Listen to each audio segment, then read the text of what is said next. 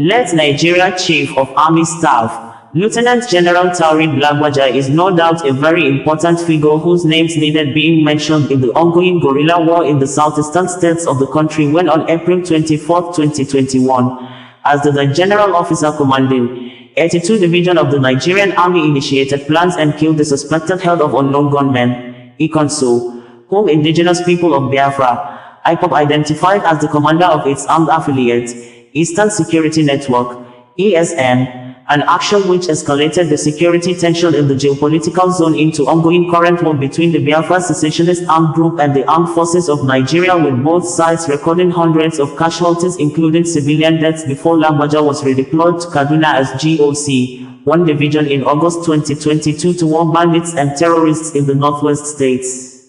Lagbaja resumed duty as GOC, 82 Division in Enugu on the 12th of March 2021. And few weeks after, on April 5, 2021, Ikonso allegedly led armed group to attack Imo State Prison and set free over 1,800 inmates without killing any security operative, an action IPOB described as a set-up or a trap by government to have reason to kill innocent people in Biafra land. According to reports, the unknown gunmen executed the prison break at Owerri Correctional Facility on April 5, 2021, for 3 hours without any resistance from the government's security operatives. Some weeks after, Ikonso was killed on April 24, 2021 by security operatives in a joint raid of the ESN in Awomama, Oru local government area of Imo State. The then coerced Lieutenant General Ibrahim Atahiru, who later died in plane crash, commanded the Nigerian soldiers, the police IRT and the SS operatives for killing the ESN commander, Ikonsodon, in Imo State. He praised them for making the operation a success. Soon, the Biafra secessionist armed group called its men to base, and a video posted online in 2021 showed thousands of the armed group bending their heads downward to receive a commanding instruction to start attacking security facilities and killing security operatives in the southeastern states. Owerri prison, attacked under Lagbaja as the GOC 82 Division, is strategically located near Imo State's government house, state police headquarters, and 34 Artillery Brigade, Obinze, with reports indicating there was little or no swift response mounted by security agencies, including nearby State Police Command, armed prison personnel, or government house security, despite the proximity of high-ranking military officers living 5 poles away from Owerri prison. Although the 5 governors of southeast states paid tributes to Lieutenant General Taoreed Lagbaja after President Bola Ahmed Tinubu announced his death, but none of the 5 governors specifically mentioned the achievements of Lagbaja in their various states when the late course was the GOC 82 Division for more than 1 year in the region. Governor Hope Uzodinma of Imo State, in his words of tribute to Lagbaja, said, "On behalf of the government and the good people of Imo State, I extend our deepest condolences to His Excellency, President Bola Ahmed Tinubu, the Chief of Defense Staff, the Nigerian Army, and the entire Nigerian military, over the untimely demise of our esteemed Chief of Army Staff, Lieutenant General Taoreed Abiodun Lagbaja." Lieutenant General Lagbaja was a pragmatic leader whose dedication and commitment to duty redefined the Nigerian Army's efficiency and professionalism. His leadership and strategies invigorated the institution, raising the bar in discipline and operational effectiveness. He was a man who came, saw, and conquered, leaving an indelible mark on the armed forces and the security landscape of Nigeria. This loss is a significant blow, not just to the military but to the entire nation. We join in prayers for his family, trusting that God Almighty will grant them the fortitude to endure this irreplaceable loss and comfort them in their grief. May his soul find eternal peace, and may his legacy continue to inspire all who serve this great nation. Governor Peter Ndubisi Mba of Enugu State, in his tribute, said, "I received with a deep sense of loss the sad news of the passing of the Chief of the Army Staff, Lieutenant General Taoreed Lagbaja. This is a grave loss to not only the Nigerian Army and the entire nation, but also a personal loss to the government and good people of Enugu State, where he served as the General Officer commanding GOC 82 Division, Nigerian Army, from March 2021 to August 2022. He was a distinguished officer who saw it all and deservedly rose to the apex of his chosen career. From the Armed Forces Command and Staff College, Jaji, to the United Nations Mission in the Democratic Republic of Congo, MONUC, the various Army high commands he superintended, and ultimately as the Chief of the Army Staff, General Lagbaja distinguished himself as a consummate academic, gallant officer, quintessential leader, and patriot. It is also worthy of mention that as Chief of the Army Staff, he lent his total support to our administration's fight against insecurity, without which the tremendous successes we have recorded in that regard could not have been possible. On behalf of the government and good people of Enugu State, I convey our heartfelt condolences to the President, Commander-in-Chief of the Armed Forces, Senator Bola Ahmed Tinubu, GCFR, the Nigerian Army and Security Services, his immediate family, and the government and good people of Osun State, and pray God to grant his soul a peaceful repose. Governor Charles Soludo of Anambra State, while paying tribute to the late Chief of Army Staff in a news statement issued by his media spokesperson, Christian Aburime, stated in quote that the Governor of Anambra State, Professor Chukwuma Charles Soludo, CFR, has expressed profound sadness on the death of Lieutenant General Taurid Abiodun Lagbaja, Chief of Army Staff of the Federal Republic of Nigeria, on Tuesday at the age of 56. In his condolence message, Governor Soludo extended his deepest condolences to His Excellency, President Bola Ahmed Tinubu, GCFR, Commander-in-Chief of the Armed Forces, the Nigerian Army, and the bereaved family of the late General Lagbaja on this irreparable loss. The governor further described General Lagbaja's untimely departure at the age of 56 as a huge loss to the Nigerian Army and the nation in general. The governor reiterated that General Lagbaja's distinguished military career, marked by his exceptional service and dedication to our nation's security, serves as a tribute to his uncompromising commitment to Nigeria's unity and progress. As an alumnus of the prestigious U.S. Army War College, General Lagbaja brought unparalleled expertise to his role, serving with distinction in various capacities, including as platoon commander in the 93 Battalion and the 72 Special Forces Battalion. His leadership in critical internal security operations, from Operation Zaki in Benue State to Operations Lafiado, Udoka, and Forest Sanity, further demonstrated his tactical acumen and relentless dedication to Nigeria's peace and stability. Governor Soludo, therefore, prays that the Almighty God grant the late General's soul eternal rest and give his family the solace to bear this great loss. Governor Francis Nwaifuru of Ebonyi State, lastly, in his tribute to Lagbaja, as contained in press release made available by the Governor's Chief Press Secretary, Monday Uzo, said, the Governor of Ebonyi State, Francis Ogboina Nwaifuru, has described the death of the former Chief of Army Staff, Lieutenant General Taurid Lagbaja, as a colossal loss to the Nigerian Army and the nation. He said the late Army Chief throughout his career demonstrated courage, resilience, and an unyielding commitment to safeguarding the nation. It is with a heavy heart and profound sorrow that I learnt of the passing of the Chief of Army Staff, Lieutenant Taurid Lagbaja, who died at 56. It is sad that the nation mourns the loss of a true patriot and leader whose service and dedication to the armed forces and to the protection of our homeland remain immeasurable, especially in the wake of terrorism, banditry, and armed conflict in some parts of the country. According to the governor, the vision and leadership of Lieutenant General Lagbaja strengthened the Nigerian military and inspired countless men and women to serve with honor and integrity.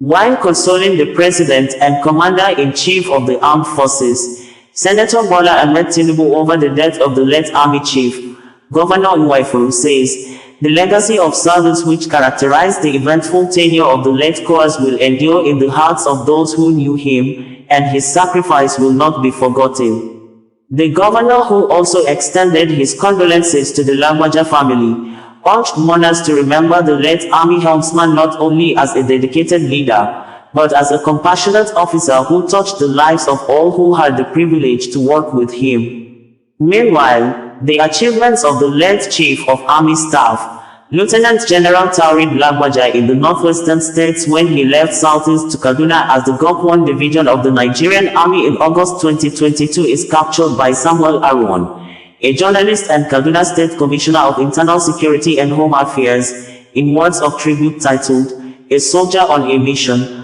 Lieutenant General Lagbaja." Excerpts of the tribute reads below in full.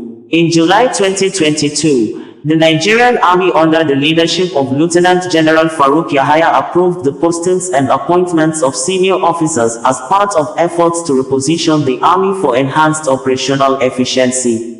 In that regard, the then Major General Taoreed Abiodun Lagbaja, at the time the General Officer commanding 82 Division, was redeployed to Kaduna as the new GOC of the Premier Division.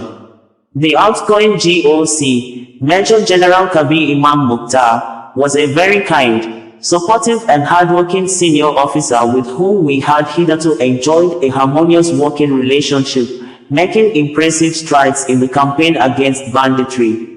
General Mukhtar informed me of Lagbaja's impending arrival, while telling me of his own posting to the Nigerian Army Resource Center as a fellow. As we exchanged our best wishes, he sent me Lagbaja's phone number so that we could get acquainted ahead of the handover on the 8th of August, 2022. Upon his official resumption, I sent General Lagbaja a text. "Greetings and welcome to Kaduna, General." Only moments after, Lagbaja called and said, "Well done, my brother. General Mukhtar briefed me about you. We will see when I return from Enugu." We met on his return. I have encountered an array of prominent persons, and, call it a journalist's instinct, I have learned to sense an aura. On that first meeting, General Lagbaja radiated a quiet sincerity and steely resolve. He came across to me as a man on a mission. Also, perhaps on a superstitious note, I found it a bit satisfying that a member of the 39 regular corps was assuming office as the 39th Gok of 1 Division. At that first meeting, we had extensive discussions about the bandit attacks on Federal College of Forestry Mechanization, Greenfield University, Bethel Baptist School, Nigerian Defense Academy, the Kaduna-Abuja Road, Kaduna-Benin-Gwari Road and the vicinity of the Kaduna International Airport. We also reviewed the security situation in Benin-Gwari, Kidandan, Yadi, Gwagwada, Udawa, Dambakashaya, Buruku, Riyawa and Sabon Bini general areas and the southern Kaduna corridor. We surveyed the existing profiles of key bandit kingpins and the terrorists operating in the state at the time. We revisited the developments leading up to the attack on the Kaduna-bound train from Abuja, especially the warning signs and security advisories. As I wrapped up what would be the first of several meetings with a one, as I fondly called him, I was struck by his sincere desire to confront the situation directly. I briefed the then Governor Nasir El-Rufai on the new GOC's arrival and on the details of our meeting. We then planned his introductory visit to the governor, after which he commenced work in earnest. From his first day in Kaduna, General Lagbaja portrayed clearly that he was not an officer given too much talk. He was for focused and committed action. He was a field officer to the core. His commitment to leading from the front was a great source of motivation to the officers and men of his command. His impact was immediate. In the days following his arrival, the momentum of military efforts against bandits and terrorists was intensified. Operations were sharper and more intelligence-driven on all sides. General Lagbaja had one clear idea, and that was to put bandits and insurgents on the run, and not the other way around. He transmitted this energy right through to the fighting forces. Troops advanced to every flashpoint, and swept criminal enclaves with relentless ferocity. This push led to such a flurry of breakthroughs, bandits neutralized, victims rescued and recoveries made, that I could barely keep up with his quick succession of operational feedbacks. I recall the rescue of 6 women around the Kuriga Manini general area, among several other such operations to free victims held hostage in putrid bandit camps. The rescue of 10 chained hostages after a fierce gun battle at Daban Kwalba was another such breakthrough. The terrorist enclave was totally destroyed and many bandits were neutralized. In early September 2022, we received intelligence of a notorious bandit and his companions moving to attack the Kaduna-Abuja road. It was Lagbaja's characteristic lightning response which saw many of those bandits dispatched. The said kingpin himself only escaped by a hair's breadth. Lagbaja came to Kaduna with a sense of purpose. He keyed seamlessly into the government's dedication and desire to confront banditry, and this birthed a very productive synergy. The exploits I have recounted came merely days after he assumed command. As a matter of fact, a marked and measurable improvement in the security situation was soon observed across the state. The Kaduna-Abuja road was previously a nightmare for many travelers. With General Lagbaja's dedication, it became secure and commuters could once again travel the route with a normal heart rate. He also boosted inter-agency collaboration a great deal. This was particularly important as we approached the 2023 elections with its own special brand of uncertainty.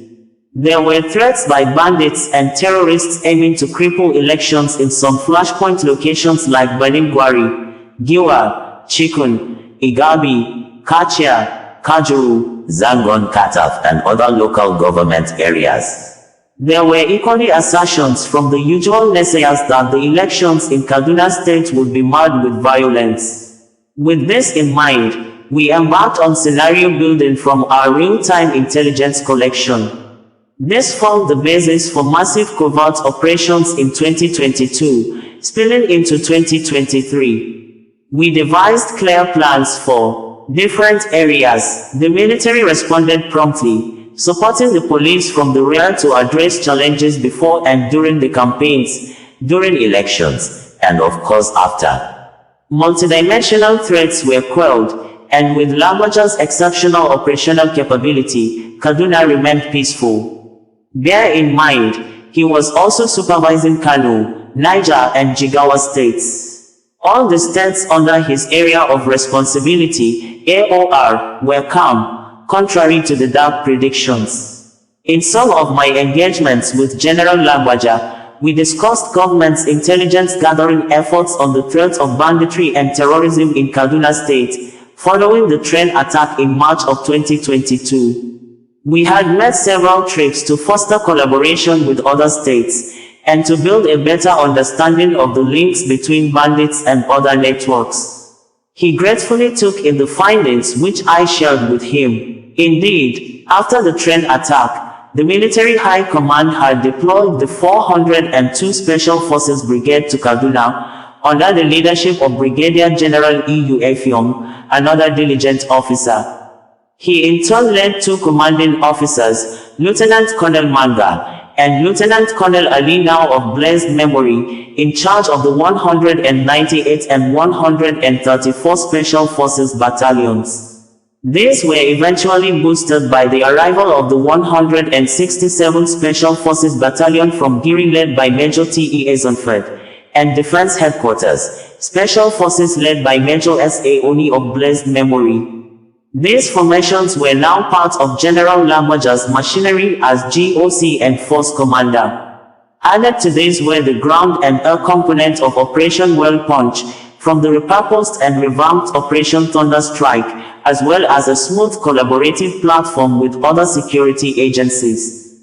This system was buoyed by the robust human intelligence network we had built over time. Lagbaja utilized these tools with aplomb. By the 12th of August 2022, only 4 days after his resumption, troops under his command had advanced to a terrorist enclave at Galbi General Area of Chikun Local Government Area.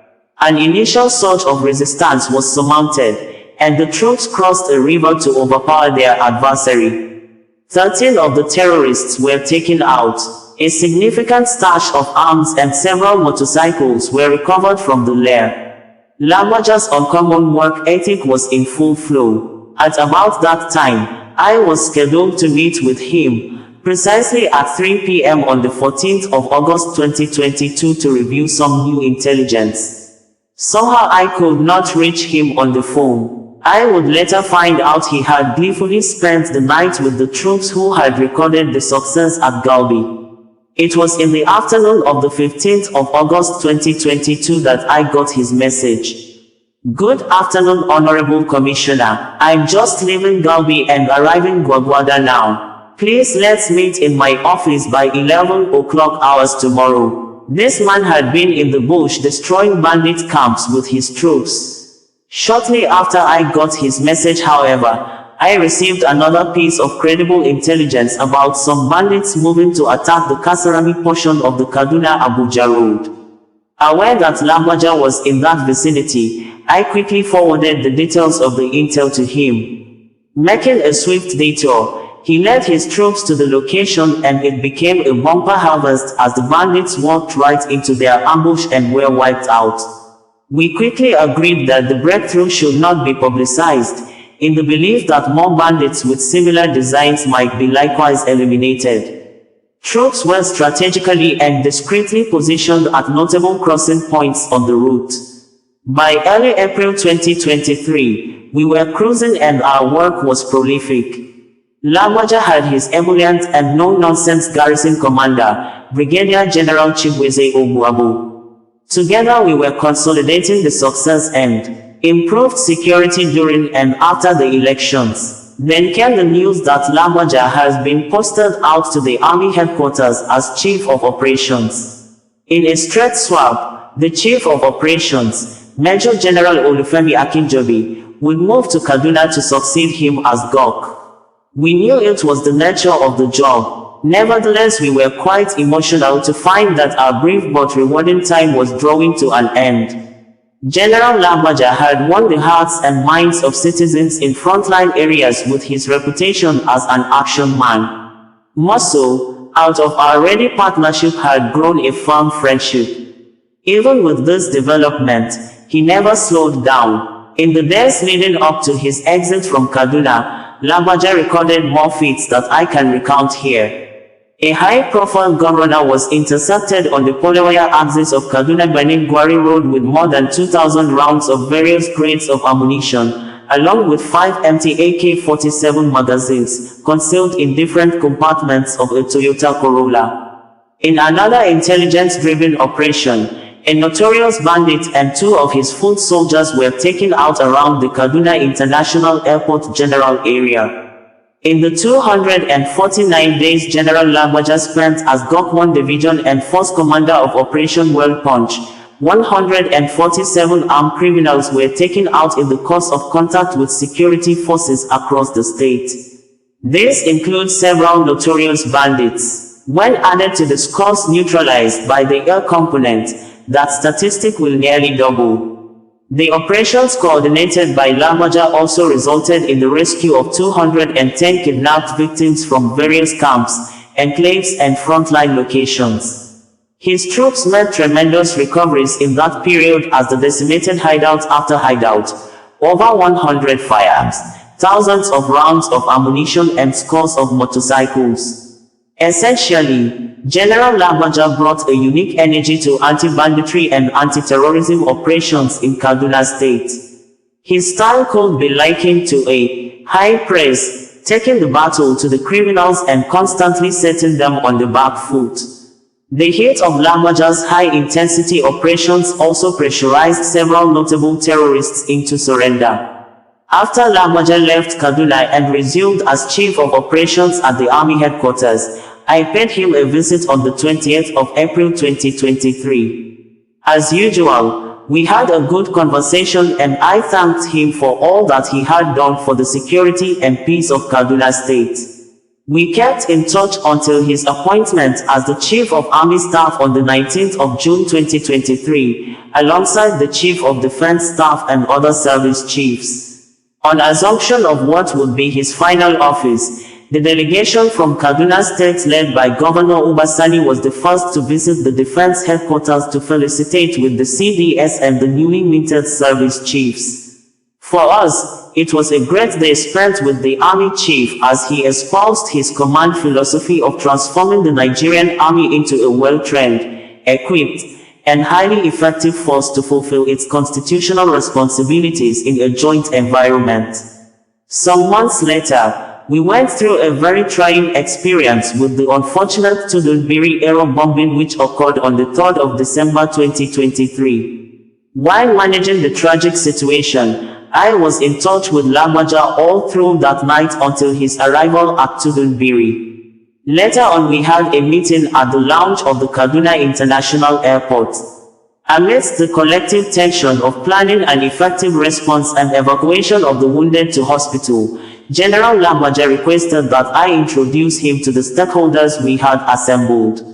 He spoke with them and appreciated their interventions. It was a similar scenario when the Kuriga school kidnapping occurred in March 2024. Once again we worked frantically together until the abducted children were secured.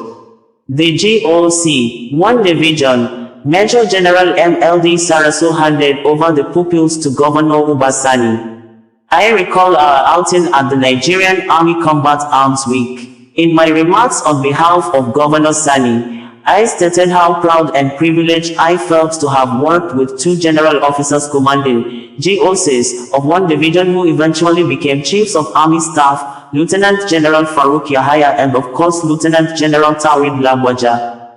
Much more than the effusive applause of those present, I came to value that moment as one in which I publicly gave him his flowers.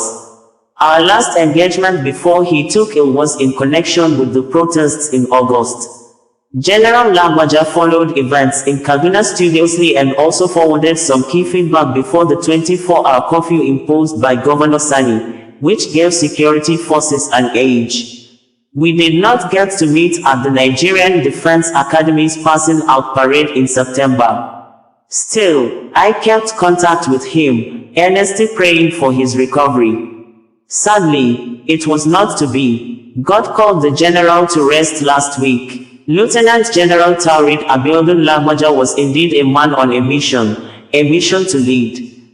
And truly, he led his beloved Nigerian army the one way he knew how, from the front.